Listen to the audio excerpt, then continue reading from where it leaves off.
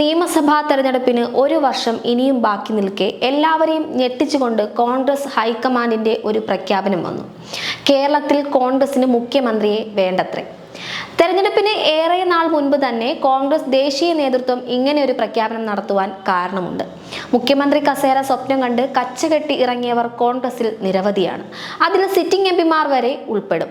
എംപിമാരായ K C. Venugopal, Sasi Tharoor, K. Sudhakaran, Adoor Prakash, പ്രതിപക്ഷ നേതാവ് VD. Satheesan, Ramesh Chennithala തുടങ്ങിയവരാണ് മുഖ്യമന്ത്രിയാകുവാൻ മണ്ഡലങ്ങളിൽ ഒരു മുഴുവൻ മുൻപേ പ്രചാരണം ശക്തമാക്കിയത്. ഇതോടെയാണ് തെരഞ്ഞെടുപ്പിന് മുൻപ് മുഖ്യമന്ത്രി പ്രഖ്യാപനം വേണ്ടെന്ന് ഹൈക്കമാൻഡ് നിർദ്ദേശിച്ചത്.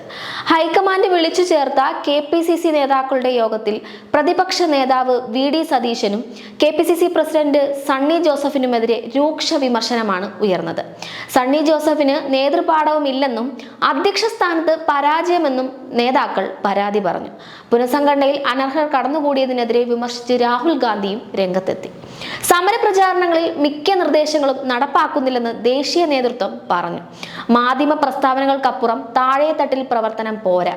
സ്വന്തം പ്രതിച്ഛായ നിർമ്മിതിയിൽ മാത്രമാണ് നേതാക്കൾ കൂടുതൽ ശ്രദ്ധ നൽകുന്നതെന്നും വിമർശനമുണ്ട്. കെ. സുധാകരനും രമേശ് ചെന്നിത്തലയും കെ. മുരളീധരനും KPCC നേതൃത്വത്തിനെതിരെ രംഗത്തു വന്നു. ജനറൽ സെക്രട്ടറിമാരുടെ നിയമനത്തിലുള്ള അതൃപ്തി വി.ഡി. സതീശനും പ്രകടമാക്കി. താൻ ഉന്നയിച്ച പ്രശ്നങ്ങൾക്ക് പരിഹാരമാകാതെ KPCC യോഗങ്ങളിൽ പങ്കെടുക്കേണ്ടതില്ലെന്ന നിലപാടിലാണ് സതീശൻ. അടുത്തിടെ നടന്ന യൂത്ത് കോൺഗ്രസ് അധ്യക്ഷ തെരഞ്ഞെടുപ്പിനും കോൺഗ്രസ് പുനഃസംഘടനയ്ക്കും പിന്നാലെ കെ.സി. വേണുഗോപാൽ സംസ്ഥാന രാഷ്ട്രീയത്തിൽ സജീവമാവുകയാണ്. യൂത്ത് കോൺഗ്രസ് തെരഞ്ഞെടുപ്പിൽ അബിൻ വർക്കിയെ ഉൾപ്പെടെ വെട്ടി മൂലക്കിരുത്തിയ വേണുഗോപാൽ കോൺഗ്രസ് പുനഃസംഘടനയിലും ശക്തി തെളിയിച്ചു. കെ. സുധാകരൻ, വി.ഡി. സതീശൻ, രമേശ് ചെന്നിത്തല എന്നിവർ മുന്നോട്ട് വെച്ച പല പേരുകളും ഹൈക്കമാൻഡ് വെട്ടിയെറിഞ്ഞപ്പോൾ പകരം സ്ഥാനം ലഭിച്ചത് വേണുഗോപാലിന്റെ വിശ്വസ്തർക്കായിരുന്നു. കേരളത്തിലെ കോൺഗ്രസിൽ ഏറെ കാലമായി തുടരുന്ന ഗ്രൂപ്പ് സമവാക്യങ്ങളെ പൂർണ്ണമായും ഉടച്ചു വാർത്തായിരുന്നു യൂത്ത് കോൺഗ്രസ് സംസ്ഥാന അധ്യക്ഷ പ്രഖ്യാപനം.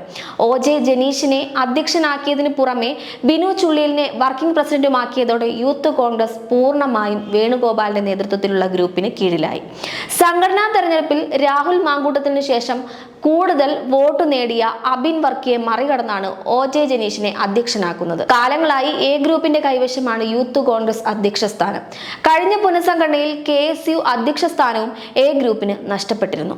ഉമ്മൻചാണ്ടിയുടെ മരണത്തോടെ ചിതറിത്തെറിച്ച പഴയ എ ഗ്രൂപ്പിനേറ്റ മറ്റൊരു തിരിച്ചടിയാണ് യൂത്ത് കോൺഗ്രസ് തലപ്പത്തെ പുതിയ നിയമനങ്ങൾ. വേണുഗോപാൽ ദേശീയ നേതൃത്വത്തെ കൂട്ടുപിടിച്ച് നടത്തുന്ന നീക്കങ്ങൾ വരുന്ന നിയമസഭാ തെരഞ്ഞെടുപ്പിൽ തിരിച്ചടിയാകുമോ എന്ന ഭയത്തിലാണ് മറ്റ് ഗ്രൂപ്പ് നേതാക്കൾ.